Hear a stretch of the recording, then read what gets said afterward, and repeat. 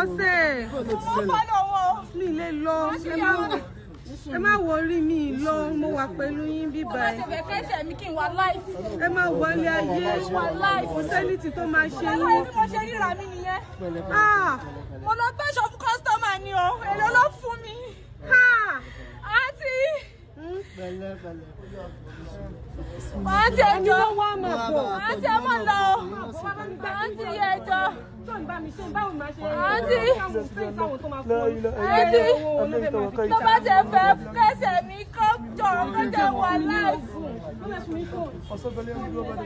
Láìfù mo need. Láìfù mo need. Mo ti gbà pé mi lè ṣiṣẹ́ mọ́. Ẹjọ́ pé mo yẹ kí mo sọ̀rọ̀.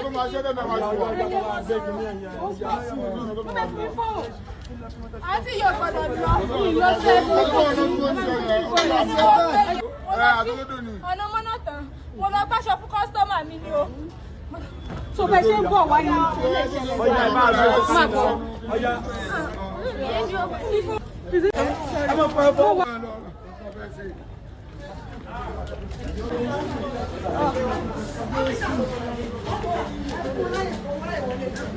Ṣé ìyá àbí ọmọ ìwọlé bọ́rọ̀ wọlé?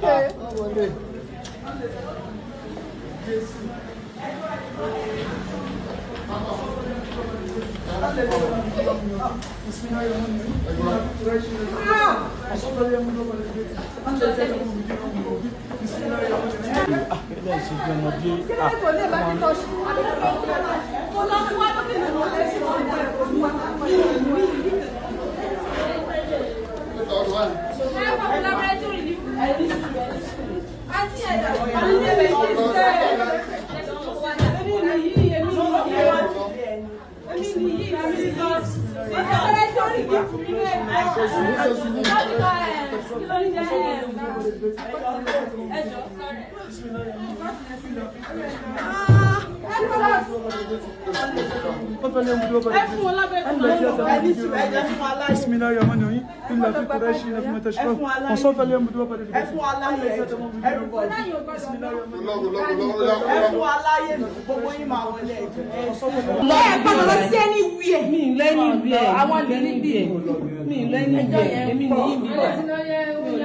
Orí yín ọ̀rọ̀ ẹ má lọ bí kankan ọ̀hún. Kí oyin kọ́ mi mọ̀ nǹkan tí mò ń sọ. Bẹ̀tẹ̀ tí yẹn ẹjọ́ ẹ bá mi ṣàdúrà fún wọn. Ọlọ́run máa gbàdúrà wọn. Gbogbo ọmọ tí ó tara wọn jáde. Nǹkan kò ní ṣe wọn. Aláàánú ọkùnrin, aláàánú obìnrin, Ọlọ́run máa bá mi tarí sí wọn. Iṣẹ́ kékeré wọn Ọlọ́run máa bá mi ṣe fún wọn. Àǹtí yìí mọ̀ nǹkan tí mò ń sọ bẹ̀tẹ̀ mo kàn sáà sọ̀rọ̀. Bẹ̀ mo dá yín mọ̀. Mo dá yín mọ̀ o. Mo dá yín mọ̀. Ìbẹ́yìn lélẹ̀ yìí. Àǹtí yìí. Gbogbo ibi tí ìmọ̀lẹ́bí yín bá dé àbáwọn ọmọ yín gbogbo wọn máa rí ṣe. Ọmọ wíìkì tó bá yá o, ó tó bá yẹ o. Ọmọ wíìkì tó bá yá o. Ìnira tó ń ṣe mí yẹn nínira. Ẹ jẹ́ Ìṣàlọ́ òfin mọ̀ nira mọ́. Bàbá yìí ní ìlànà tí mo ń yọ bẹ̀ẹ́ fẹ́ Ẹni tó bá ti jí dáadáa tó bá ti jí dáadáa. ṣé pé ilé ìpàdé yẹn kù? Ọlọ́run tóbi lọ́ba. Àwọn ọ̀rẹ́ mi wọ́n ní mo waste data, màá ní mo kàn like àǹtí yìí. Mi waste data mi o. Èmi like ìrànlọ́wọ́ o. Mo ti tó. Ọmọ àdúgbò ti kọ́ wọn wò mí, kọ́ wọn bá lè wọ́n ríra wa bẹ́ẹ̀. So I have to make sure she's fine. At this position, she won't be in her right sense. Awata wa in her surrounding, Lama wa in the right sense. Let's guide. But can you move explain for doctor? So if you can assure me that she will be fine, well, oh my, wow, okay. Because iṣẹ́ tí wọ́n bá rán mi, bẹ́ẹ̀ kì í ṣe mo gbọ́dọ̀ jẹ.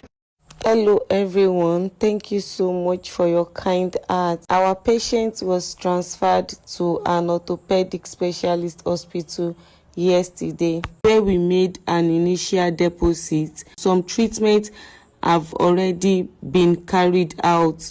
However, the orthopedic doctor said he will get back to us by Friday with details on what to be done on the leg and the total cost involved. If you see this video, please support our patient with prayers and financially. God bless you. Next week, I want to go see Man of Theatre. So I get ready. I want to see the wound. See the X-ray and I see the wound. Yes. We know what to do. Thank you. So no adé gbọ́wọ́ yín ṣe lágbọ́rọ̀ ọlọ́ iṣẹ́ o daddy. Ẹlẹ́bùrú ìkẹ́ láyé ń pè bàbá mi. Tó bá gbójú ilé kẹ́ni ń kọ́ bàbá ta. Ya Dafi ya salam. Ya Dafi ya salam. Ya Dafi ya salam.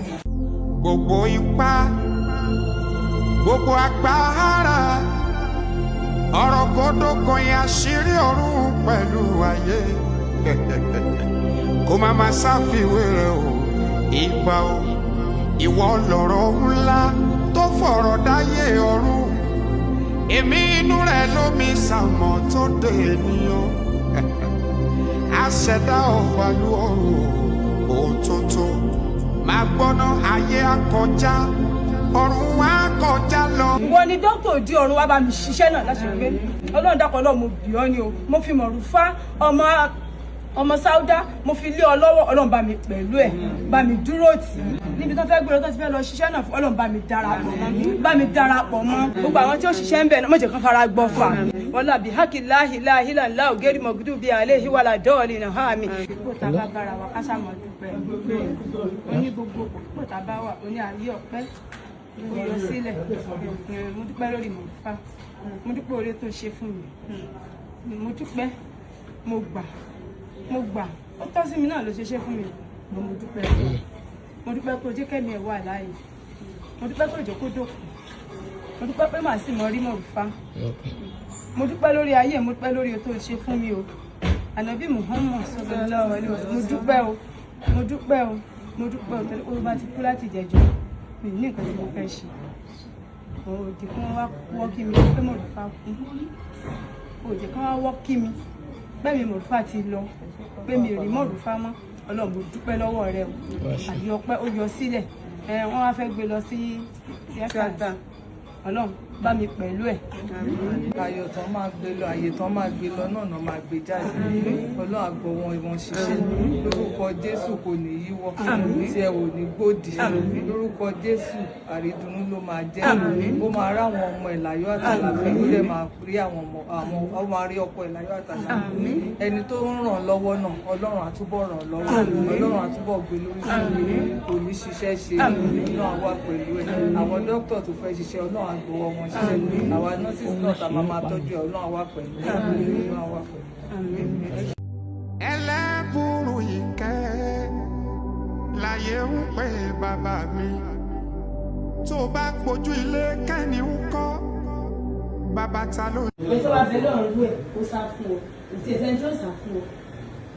Kò lè sá fún yín, ta ló fẹ́ sá fún yín? Sá fún yín fún báwo? Ta ló fẹ́ sá fún yín? Nígbà tí kí ló ṣe wọ́n tó fẹ́ sá fún wọn? Kò sẹ́nibọ̀dì tó fẹ́ sá fún yín. Kò sí.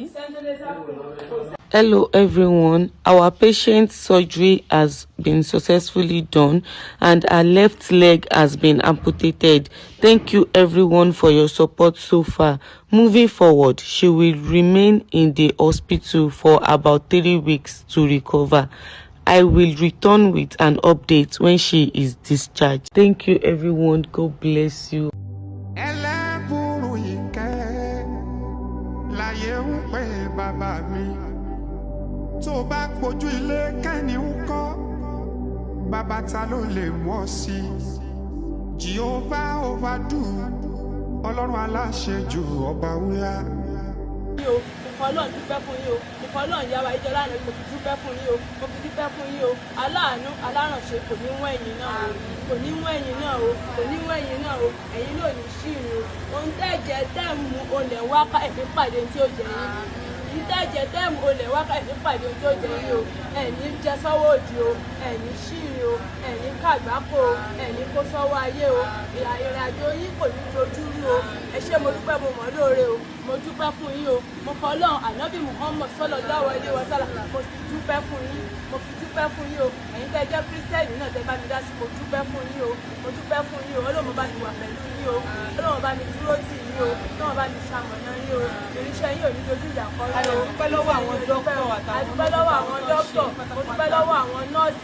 mo dúpẹ́ lọ́wọ́ gbogbo àwọn tó ṣùgbà mi gbogbo ọmọ Nàìjíríà lọ́rẹ̀ẹ́ lẹ́bí lára mo dúpẹ́ fún yín o Ọlọ́run bá mi dúpẹ́ fún yín jù bẹ́ẹ̀ lọ Ọlọ́run bá mi dúpẹ́ fún yín jù bẹ́ẹ̀ lọ Ọlọ́run bá mi dúpẹ́ fún yín jù bẹ́ẹ̀ lọ Ọlọ́run bá mi ṣàmọ̀nà yín o Ọlọ́run bá mi ṣàmọ̀nà yín náà Ọlọ́run bí àná ní Ọlọ́run jọ́mọ̀ sí ọ̀rọ̀ rẹ̀ Ọlọ́run aláwọ̀ wà láwùwátá ìlera wọ́n ní pé kẹ́ má lọ pé kẹ́ dúró tì mí ẹ̀ẹ́dẹ̀ sá fún mi ẹ̀ sá fún mi rárá àti rárá ẹ̀ẹ́dẹ̀ fi mí lẹ̀ ojúmọ́ tí mo bá ti rí yín anágán tẹ̀ ẹ̀ wá inú mi ò dùn tí mo bá ti rí yín mo tún máa ń wà happy ẹ ṣé gan ni inú mi tún dùn pé àwọn nìyí tún ti dé mo tún wà happy lórí because látàárọ̀ mi wà happy bẹ́ẹ̀ bí mo ṣe rí yín inú mi dùn. Àwa Olúwa ju owó ayé lọ. Àwa Olúwa ṣiṣẹ́ agbára. Àwa tó na òkun já tó fagike dàrí. Nǹkan tí mo wá rí fún gangan lẹ́yìn ó ní wípé ẹ mọ̀ pé April ní birthday yín April 24 mo mọ̀ so mo fẹ́ sọ fún yín wípé tó bá ti di April 10 mo ní surprise tí mo fẹ́ ṣe fún yín ní tá à ń gbéyàwó bọ̀ wá bá kò gbúdọ̀ gárùn mi ní sọ fún yín sìn bọ̀ wọn kínú yín ṣáà máa dùn gbogbo yín náà dẹ̀ ní ẹ máa expect mo máa post video surprise tí mo ní fún wọn ní April 10 so kí gbogbo yín kẹ́ prepare mind yín ẹ lọ set reminder máa post video náà ní April 10 so and I know that you all will be happy with this video surprise mo fẹ́ ṣe yìí ẹ wo inú yín máa dùn inú gbogbo yín náà máa dùn ẹ ṣé gan ni ẹ ṣe báyìí mo ní kẹ́ ṣe báyìí April 10 ti dé tán gbogbo yín náà ni ẹ máa rí surprise tí mo ní fún our patient lẹ́yìn náà bá dẹ̀ fẹ́ ṣe gift tẹ́ bá fẹ́ send gift to patient wa please DM mi wà open any gift tẹ́ bá fẹ́ send to patient wa my DM is open kájọ ṣe papọ̀ kájọ ṣe surprise wa papọ̀ so I will post a video on April 10. I'll post a video on my page. Just stay tuned. Hello, April 10, we're going to be surprising our patient together. I just surprise patient to Annie, and I'm so happy that you're getting better. Ọjọ́ tí mo rí wọn lọ́jọ́ yẹn àti olódó ni mo ti faint mi ìlàjú rárá.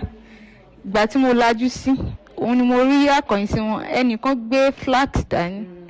Akọ̀yìn sí wọn ni mo rí mo ṣe wá rí wọn. Òun ni mo wá sọ pé kán má jẹ́ kí ẹni ẹ lọ pé fans pé mo wá ń follow wọn even àwọn ọ̀rẹ́ mi gan máa bú mi pé mò ń waste data mo ní mo kàn like àǹtí bó ṣe ṣẹlẹ̀ tán mo wọ ẹsẹ̀ mi mo ṣe wọ ẹsẹ̀ mi mo ti mọ̀ pé ẹsẹ̀ yẹn mi ní hope mọ́ gbogbo èèyàn kàn tàn mí ni nǹkan tí mo kàn sáà sọ ni pé ẹ̀mí mi gangan ni mo need. ẹ tẹ́ fẹ́ lọ gbá aṣọ fún aṣọ ti wá. ìyẹn ó ń travel ni òun gan ó lóun ò lè wọ aṣọ yẹn ó nítorí pé inú òun ò dùn ó ti pè mí wá ní pé tóun bá ti wá òun máa yọjú sí ẹni mọ̀ nira àwọn ọmọ yóò ní sọnù.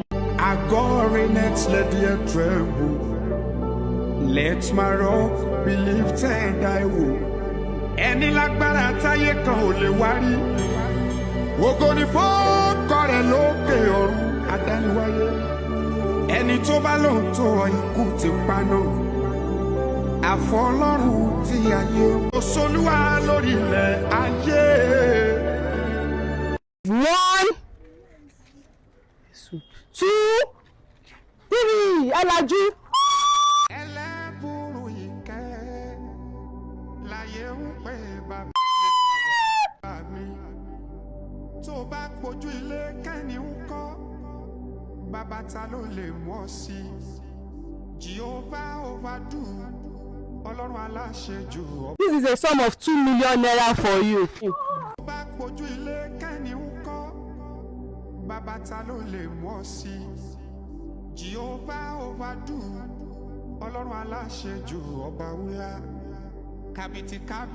n tó sọ anything, mo fẹ́ kẹ́ mọ̀ pé ilé-iṣẹ́ kan tó nífẹ̀ẹ́ sí ọ̀rọ̀ Ọlọ́run ọba nípa ká máa ṣàánú in conjunction with Damilola Royal Foundation àti àwọn olólùfẹ́ mi tó nífẹ̀ẹ́ sí ọ̀rọ̀ Ọlọ́run ọba nípa ká máa ṣàánú wọ́n ti ṣètò prosthetic leg fún yín èyí tẹ́ lè fi máa kírun tẹ́ lè fi máa bẹ̀rẹ̀ tẹ́ lè fi máa ṣe gbogbo nǹkan tí ẹ bá fẹ́ ṣe wọ́n ti pèsè ẹ̀ fún yín ilé-iṣẹ́ yẹn sọ́pọ́tì pẹ̀lú 1 million naira orúkọ ilé-iṣẹ́ yẹn ni Hilary prosthetics.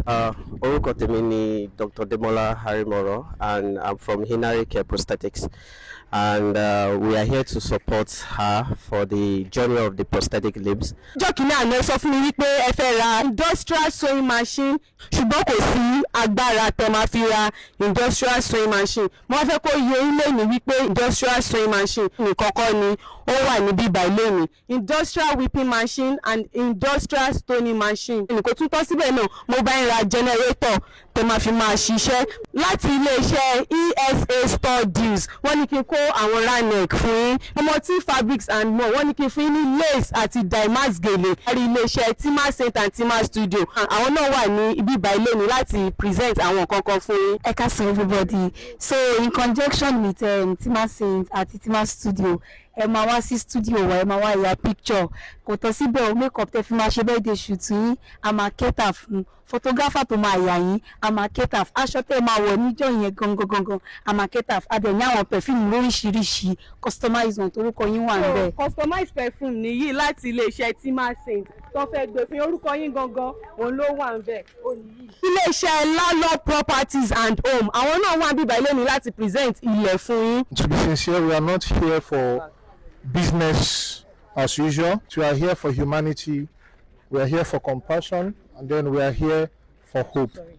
What happened to you was very unexpected and very painful, and there is no amount of gifts that I want to give you today that can erase this pain.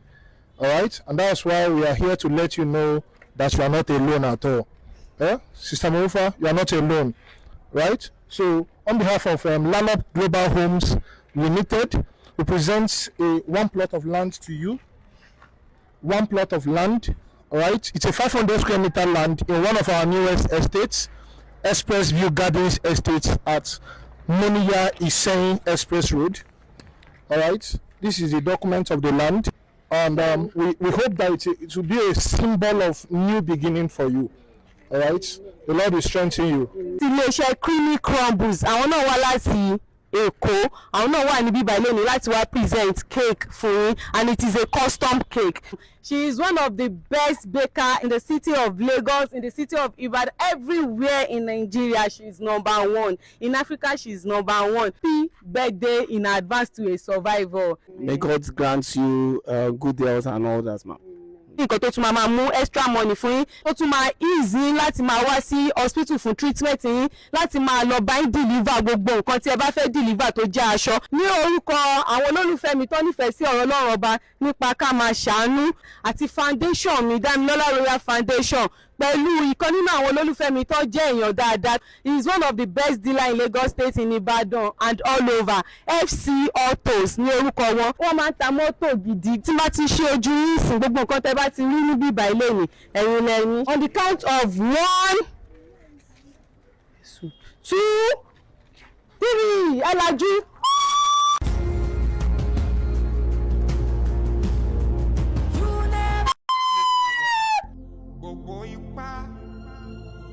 Gbogbo agbára ọ̀rọ̀ gbọ́dọ̀ kan yẹn àṣírí ọ̀run pẹ̀lú ayé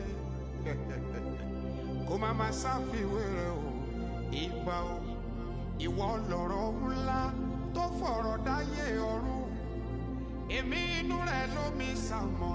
Láti ọwọ́ àwọn olólùfẹ́ mi tó nífẹ̀ẹ́ sí ọ̀rọ̀ náà ọba nípa ká máa ṣàánú, this is a sum of 2 million naira for you.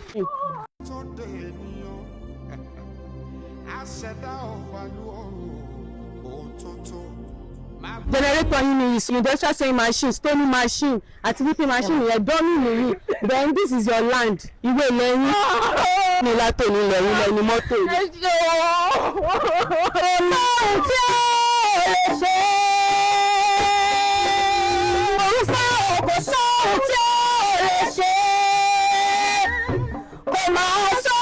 Tí kò lè ṣe Ọlọ́run tó dá mi tó dá ọ̀rẹ́ tí lè tó ìfẹ́mi ìkọ́ ọ̀pọ̀lọ o kò sóhun tí ò lè ṣe Ọlọ́run àdùnmọ́ nínú.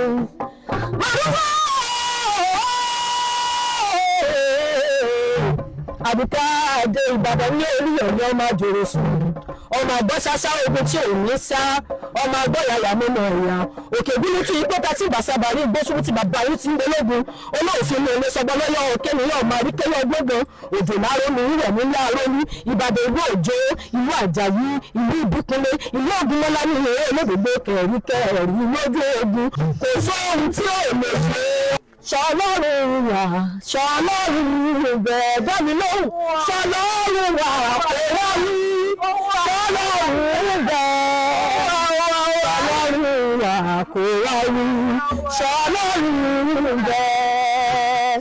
Kí ló dé táwọn kan wẹ̀ nínú ọ̀la táwọn kan bẹ lọ́hùn àti ríná àwọn kan wọn lálàáfíà àwọn kan bẹ lọ́rùn àlàáfíà láyé bàmí lè mọ̀ wípé wà ó ń bẹ láàyè òǹjọ́ ọlọ́run nínú ayé Morufa mo mọ̀ wípé wà ohun tó fi ń jọ́ lọ́run ni èyí ẹ̀dùn kankan mo gbà pàdítù lọ́rọ̀ rẹ Elédùmarè àdìtú ni ọ̀rọ̀ rẹ Elédùmarè àdìtú ni màjò fi kúlẹ̀ kìkì májò fi kúlẹ̀ kìkì Elédùmarè ṣàánú rẹ̀ o májò fi kúlẹ̀ kìkì o torí tó lókìkí ọmọ bá ti ń lọ ayé wa máa wí pé ṣé wọn ò mọ̀ ṣé bó ilé ṣe kinní kan nígbà kan ìgbà tó ń bẹ láyé ẹnì kankan ò mọ̀ nígbà tí lè sí mo ní tó gbọ́ kìkì ẹ o Elédùwà mo bẹ̀ kò májò fi kúlẹ̀ kìkì o Damilola rẹ̀ àlọ́pọ̀ mi wá ó pè é tọ́lá ọmọ lẹ́mọ̀ọ́ṣọ́ wá bá òun kì í fẹ́ mi wá bá mi kí mọ òun fa ooo wá bá mi káládìkẹ́ ní pókú ọdún ẹjọ́ ojú ẹjọ́ ojú ẹjọ́ ojú ẹjọ́ ojú aládìkẹ́ ojú látàrí ẹjọ́ ojú. Ó mà dé kò tó ọ̀pọ̀pọ̀ ìkókó máa pàládù kẹ́lẹ́kún fún wa. Lójú ọmọdé ọba ọlọ́pàá Morufa tù lọ́dún orí èwe tó bá pàládù kẹ́lẹ́kún láyé mọ́. Ọba máa pàládù kẹ́lẹ́kún. Gbogbo nǹkan tó everybody ṣe fún mi lọ́pọ̀ ni ó fi rí ẹni kábàámọ̀ pé ṣe kan fún mi. Baby face makeover àwọn náà wọ́n wá ṣeré kan fún yín through Timasint. Èyí tẹ́ bá jẹ́ fashion designer tẹ̀lé tún wish láti teach Morufa sí láti upgrade in her skills ẹ jọ̀ọ́ ẹ lè SMS sí mi wọ́n máa wá tí ara wọn bá ti yá dáadáa. Ẹ jọ̀ọ́ follow page wọn lórí Instagram @morefashion mo máa tag ẹ̀ sí inú caption mi ní ìsìnmádẹ́ tó fi sí comment náà so ẹ̀dẹ̀ tó bá mi follow wọn náà ní TikTok náà @Morufat Lamidi ẹ̀dẹ̀ máa gbé iṣẹ́ fún wọn tó bá ti bẹ̀rẹ̀ iṣẹ́ padà. Gbogbo ẹ̀yin olólùfẹ́ mi tẹ́ nífẹ̀ẹ́ sí ọ̀rọ̀ náà ọba nípa ká máa ṣàánú pátápátá. For you all show mercy you shall receive mercy. Ìbàdàn àti àmàsàrè rẹ̀ ògo rẹ̀ ló wọ mí o. Ọlọ́run bá yọ̀bà dúró tì ọ́ yọ̀bà dúró tì ọ̀dọ̀ bí alẹ́ ni o. Lọ́nà ọ̀rùn ọlọ́mọ fi ráyọ̀ o ò ní rí nira lẹ́gbàá kọ̀ọ̀kan o. Aró ò ní ní ọ́ o.